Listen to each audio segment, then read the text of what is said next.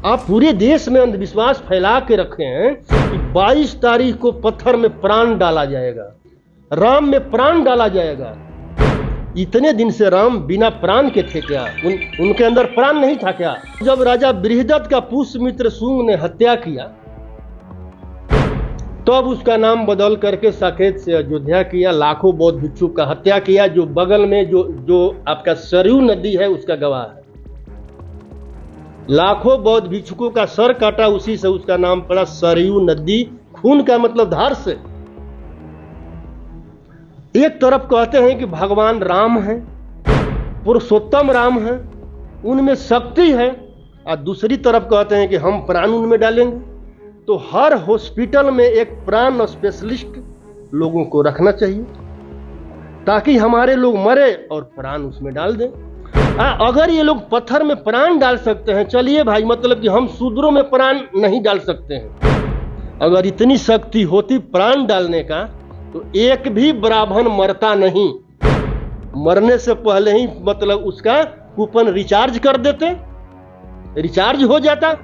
कि ये प्राण डालने का नाटक कर रहे हैं, पूरे देश के लोगों को भ्रमित कर रहे हैं, अंधविश्वास फैला रहे हैं। मंदिर को गुलामी का रास्ता बताकर विवादों से घिरे आरजेडी विधायक फतेह बहादुर सिंह ने एक बार फिर भगवान श्री राम और अयोध्या को लेकर विवादित बयान दिया है। फतेह बहादुर सिंह ने कहा कि अयोध्या का निर्माण बौद्ध भिक्षुओं का सिर काट कर किया गया है, जिसकी गवाह सरयू नदी है। पहले इसका नाम साकेत हुआ करता था, लेकिन जब राजा वृहद्रथ की हत्या पुष्यमित्र शंगु ने कर दी थी, इस दौरान लाखों बौद्ध भिक्षुओं की हत्या कर दी गई थी। तब सरयू नदी खून से लाल हो गई थी।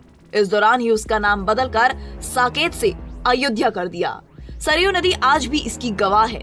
इतना ही नहीं, विधायक फतेह बहादुर सिंह ने भगवान राम के अस्तित्व पर सवाल उठाते हुए कहा कि भगवान राम महज एक काल्पनिक पात्र हैं। यह मैं नहीं बल्कि सुप्रीम कोर्ट ने अपने एक आदेश में कहा था 22 जनवरी को भगवान राम में प्राण डाला जाएगा। तो इसका मतलब है इससे पहले भगवान राम प्राणहीन थे।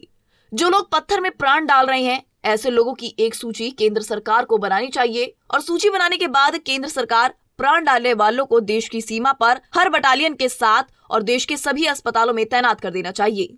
इससे यह होगा कि उनकी मौत होने पर उनमें प्राण डाल दिया जाएगा। हर हॉस्पिटल में प्राण स्पेशलिस्ट को रखना चाहिए। राजनीतिक पार्टियों का काम लोगों के लिए विकास करना है, ना कि मंदिर बनवाना। ये क्या है?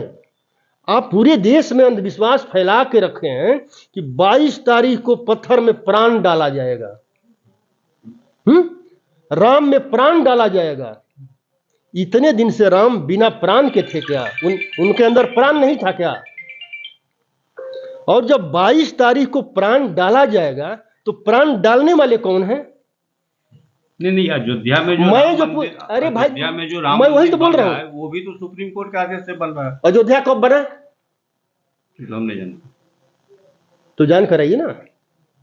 और 180 वर्ष ईसा पूर्व जो है, भारतवर्ष में मौर्य वंश का शासन था और मौर्य वंश का लास्ट शासक का नाम था राजा बृहदत्त। जब तक राजा बृहदत्त सत्ता में रहे उसका नाम साकेत था, और साकेत गौतम बुद्ध और सम्राट। और जब राजा बृहदत्त का पुष्यमित्र शुंग ने हत्या किया तो अब उसका नाम बदल करके साकेत से अयोध्या किया। लाखों बौद्ध भिक्षु का हत्या किया। जो बगल में जो आपका सरयू नदी है उसका गवाह है। लाखों बौद्ध भिक्षुकों का सर काटा, उसी से उसका नाम पड़ा सरयू नदी। खून का मतलब धार से। और जब अयोध्या था ही नहीं, रामावतार कब हुआ?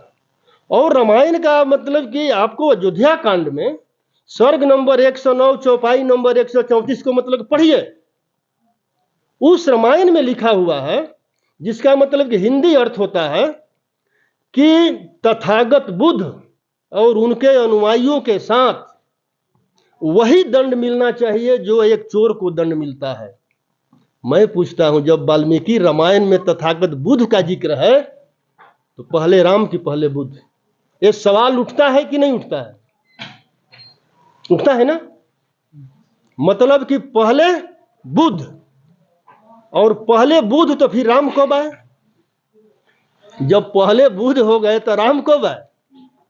और रामायण ये सारी ग्रंथ लिखा कब मतलब गया? सारी ग्रंथ 14वीं और 15वीं सदी का लिखा हुआ है।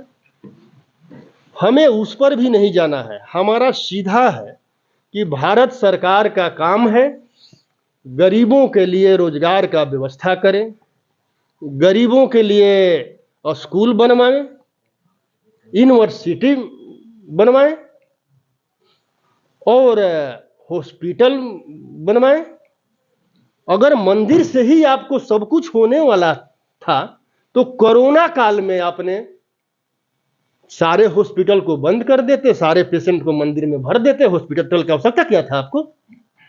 लेकिन आपने कोरोना काल में सारे मंदिरों को बंद कर दिया। क्यों?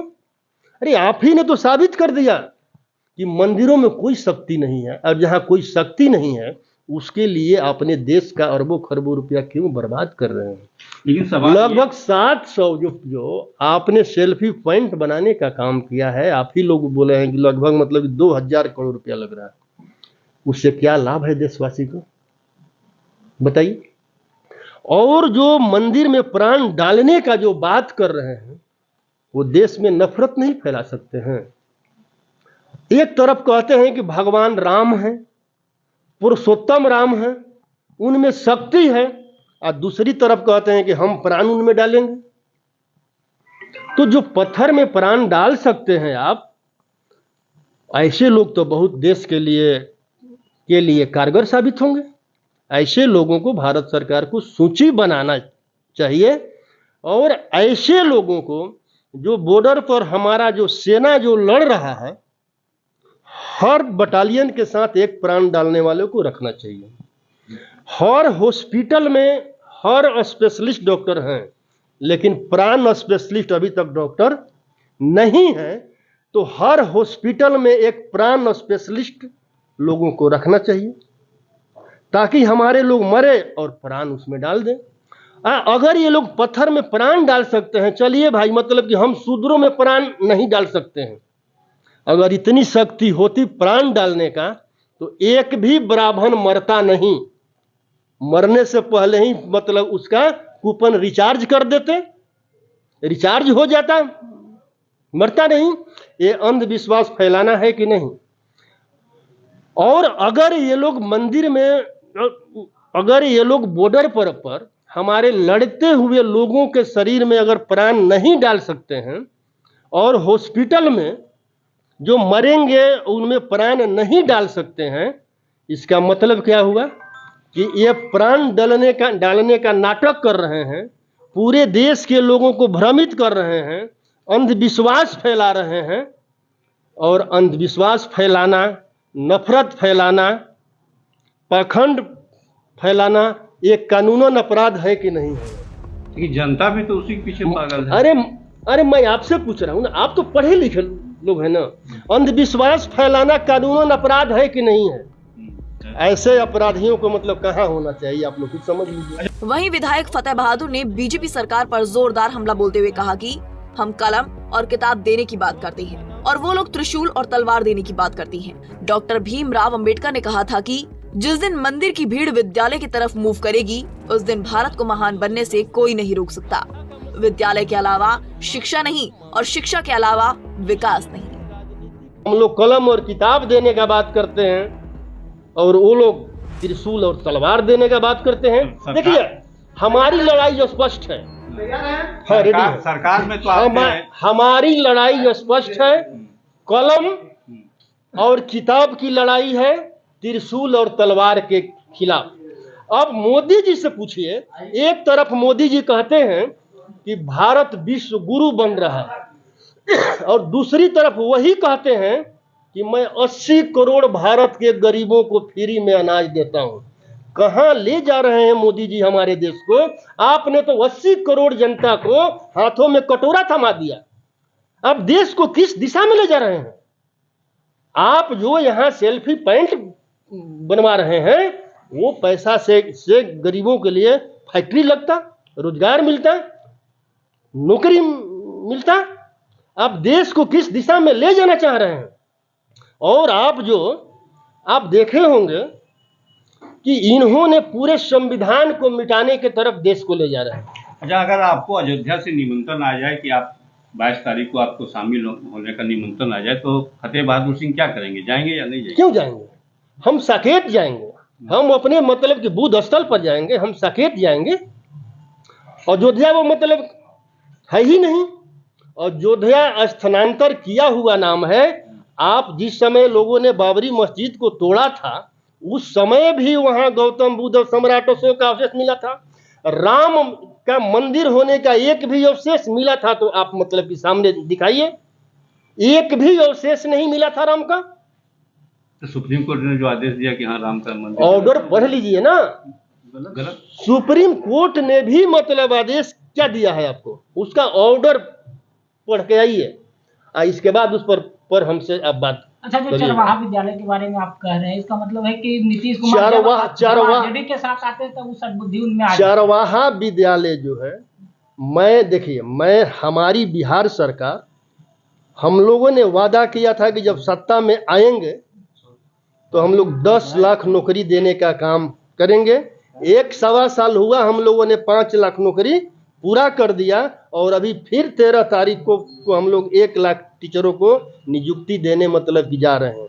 और आप लोगों के भी चैनल से मैं पूरे देशवासी से आग्रह करता हूं, विनम्र निवेदन करता हूं कि हमारी लड़ाई तलवार और त्रिशूल के खिलाफ कलम और किताब की है। और जिस बात को सावित्रीबाई फुले ने कहा था, उसी बात को बाबा भीमराव अंबेडकर ने भी कहा है कि जिस दिन मंदिर का भीड़ विद्यालय की तरफ मूव करेगा, उस दिन भारत को महान बनने से कोई रोक नहीं सकता। सुन लीजिए, भारत को महान बनने से कोई रोक नहीं सकता है। तो एक कदम पूरे भारतवासी को मैं आग्रह करता हूं कि भारत को महान बनाने की तरफ बढ़े और 22 जनवरी को सभी विद्यालय में मोमबत्ती जला करके रोशनी करें और अपने बच्चों को शिक्षा के प्रति जगाएं और विद्यालय भेजें, क्योंकि विद्यालय के अलावा शिक्षा नहीं और शिक्षा के अलावा विकास नहीं। आपको बता दें कि इससे पहले भी रोहतास जिले के डेहरी से आरजेडी विधायक फतेह बहादुर सिंह ने मां दुर्गा, ब्रह्मा जी और मां सरस्वती पर आपत्तिजनक टिप्पणी की थी। अब विधायक जी ने भगवान राम पर अपमानजनक बयान देकर बिहार की सियासी तपिश और बढ़ा दी है। पंजाब केसरी टीवी के लिए अभिषेक कुमार सिंह की रिपोर्ट। हमसे जुड़े रहने के लिए हमारे YouTube चैनल को सब्सक्राइब करें और नई वीडियो की नोटिफिकेशन के लिए बेल आइकॉन को दबाएं।